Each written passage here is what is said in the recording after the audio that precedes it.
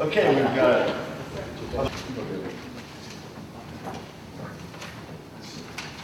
there's a lot of presentation, I guess, get set up here. There is one. I just want to thank Barry and Michael Hicks for inviting me and having me come to do this. It was a real pleasure to be here.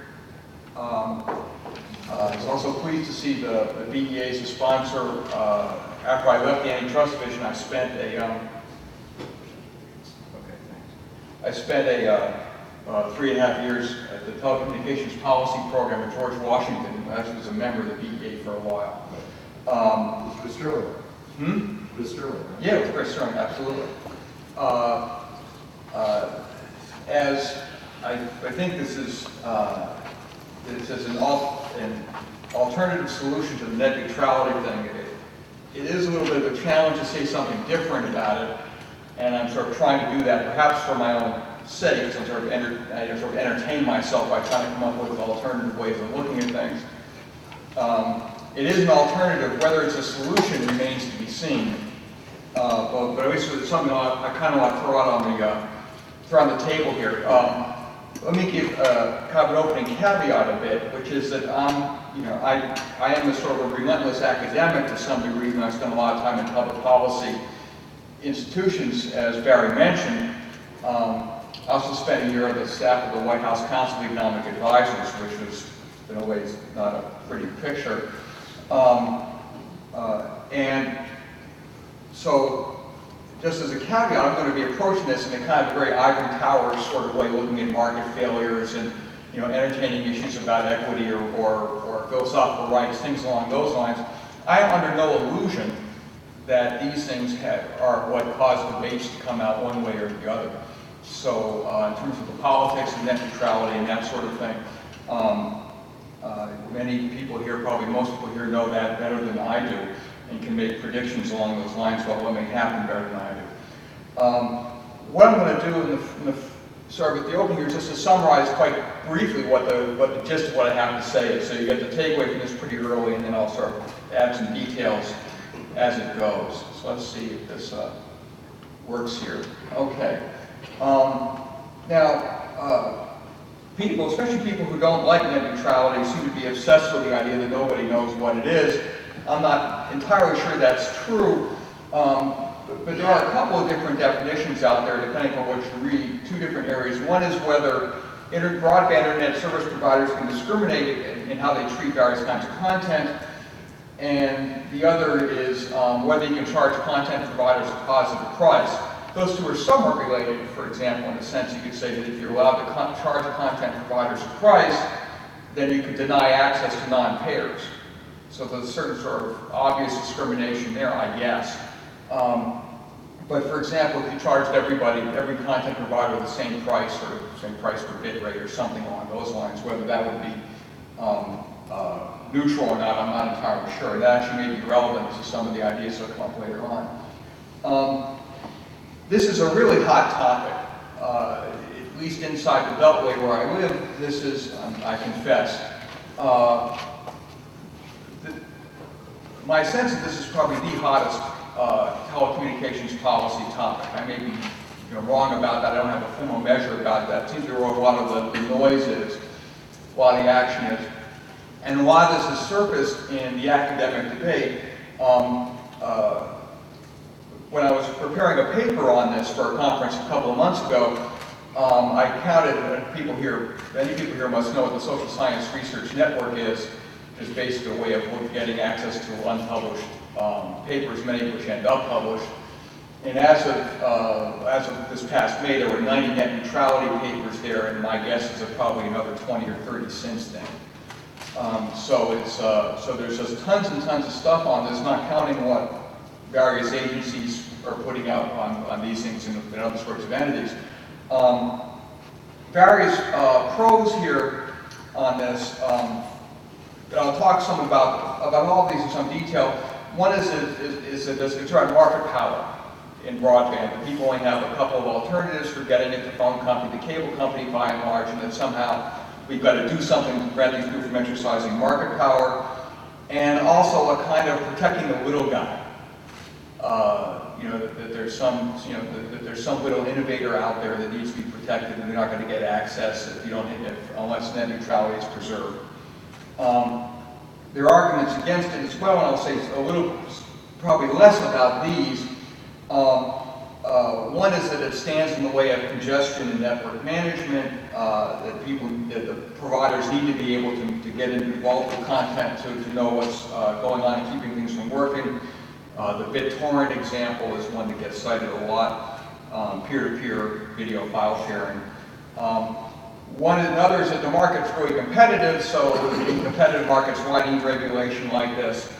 And the third is that if you get involved with content intrusion, that's going to reduce demand profits. So even if someone's got market power, they're not going to get involved with this. And I'll say a little bit more about these depending upon time.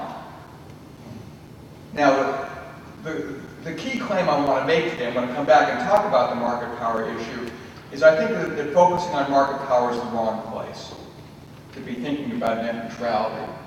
For those of you who are as old as I am, you may remember that back in the old days when people had these antique things called wireline phones, that there was this concern about something called universal service. And part of what motivated this concern was something that in econ jargon terms, and it's been shown in a lot of other contexts, something called network externality. And the idea is that a telephone is more valuable the more other people have telephones. And this isn't hardly the only example of this.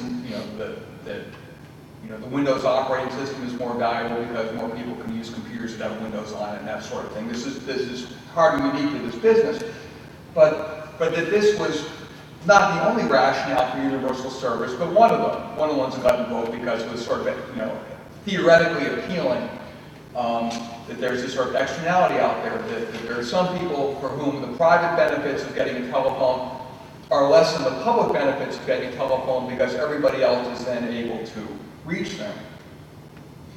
And so this is, well, maybe we should make sure that somehow this is spread around. Well, what I speculate on is, and I have no idea how big this is or how important this is, which is an important caveat throughout everything we've been talking about this morning, is whether there's a similar network externality in the current world on the content side.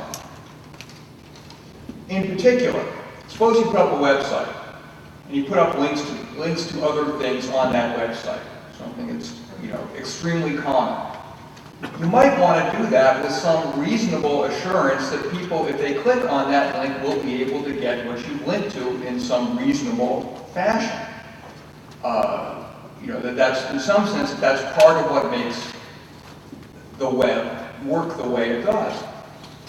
Well, to have that, you may want to, that may require some kind of policy intervention there. You've got a network externality. Here it's not on the calling side, here it's on the content provision side, but maybe there's one of these that's around. Now, in a sense, if you have this, competition makes matters worse. Because if there's lots and lots of internet service providers out there, then in some sense, I can't guarantee what you're going to get because you're trying to get content that's on, you've got a link to someone else who's getting content, who's getting their content delivered perhaps to other customers through other internet service providers. So in a sense, you can't say, well, geez, competition can just fix the problem. So the main takeaway here is that if one's concerned about a content network externality and people have some reasonable expectation, then maybe what you want is not full-bore net neutrality, but you may want some minimum service quality standard. That you don't require, things don't have to be equally treated, but that you want a minimum quality service for all. Now, this is going to depend upon user expectations, what technologies are available, and a host of other things that in fact may even prevent this from working as a reasonable solution as well. But the idea being that if I click on this thing, that there's going to be some reason it will work by some minimal standard. Maybe that somebody else has paid for better access, and that's okay. But that it's not something that but everybody doesn't have to have exactly the same thing. And it's implied, I think, in the old universal service mandates again. If you told the then local monopoly phone company that you had to provide universal service and subsidize things at lifeline rates or something like that, it wouldn't work to say, okay, we'll do that, here's a tin can and some string, good luck. It was like you had to provide some, it was probably explicitly defined in the requirements and regulations, although I never looked at it, but there had to be, at some level, some sort of minimum quality standard that was supplied to those households under that standard. Again, it wasn't just, well, you get the phones that have, been, fallen into the toilet or something like that. It had to work to some degree. I was thinking about this yesterday, and there's an analogy perhaps to cars.